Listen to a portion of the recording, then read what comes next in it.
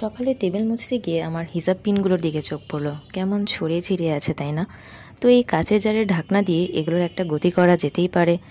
সবার আগে ঢাকনাটায় আমাদের জেসো অ্যাপ্লাই করতে হবে, যা আমার নেই বলে আমি স্কিপ করলাম, যার জন্য আমার কিছু সমস্যা হয়েছে, ভিডিওতে তোমরা দেখতেই পাবে। তো তোমরা কি গেস করতে পারছো আমি কি আঁকছি? পারলে কমেন্টে জানিও। পৃথিবীর বিখ্যাত ছবিগুলোর একটি এই ছবিটি আঁকা হয়েছিল একজন শিল্পীর মানসিক ভাঙনের সময়। ভাবো তো, ভেতরে কষ্ট, একাকিত্ব, অস্থিরতা নিয়ে থাকা একজন মানুষ, তবুও তিনি রাতের আকাশে খুঁজে পেয়েছিলেন সৌন্দর্য। আকাশের ঘূর্ণায়মান নকশা আসলে ভ্যান গগের ভেতরের অস্থিরতা আর মানসিক ঝড়ের প্রতীক। কিন্তু সেই ঘূর্ণির মাঝেও তারা আর চাঁদের উজ্জ্বল আলো দেখায় অস্থিরতার ভেতরেও আশা আছে।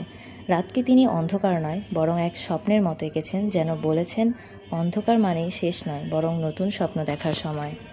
আজকের দিনে মানসিক স্বাস্থ্যের যত্ন নেওয়া ঠিক ততটাই গুরুত্বপূর্ণ যতটা শারীরিক স্বাস্থ্যের। আমরা প্রায়ই ভেতরের লড়াইটা লুকিয়ে রাখি, কিন্তু মনে রেখো, নিজের কষ্ট নিয়ে কথা বলা, সাহায্য চাওয়া দুর্বলতা নয়, বরং সেটাই সত্যিকারের সাহস। ভ্যান গগ হয়তো তার কষ্ট থেকে মুক্তি পাননি, কিন্তু তিনি আমাদের জন্য রেখে গেছেন এক অমূল্য শিক্ষা। তাই ভেঙে পড়ো না, দৃষ্টিভঙ্গি বদলাও, নিজেকে ভালোবাসো, জীবনকে নতুনভাবে দেখতে শিখো। হয়তো তোমার জীবনের এই কঠিন সময়টাও একদিন জন্ম দিবে তোমার নিজস্ব কোনো স্টোরি নেই। তো আজকে এই পর্যন্তই। ভিডিও ভালো লাগলে লাইক, কমেন্ট, শেয়ার করতে ভুলো না। টাটা।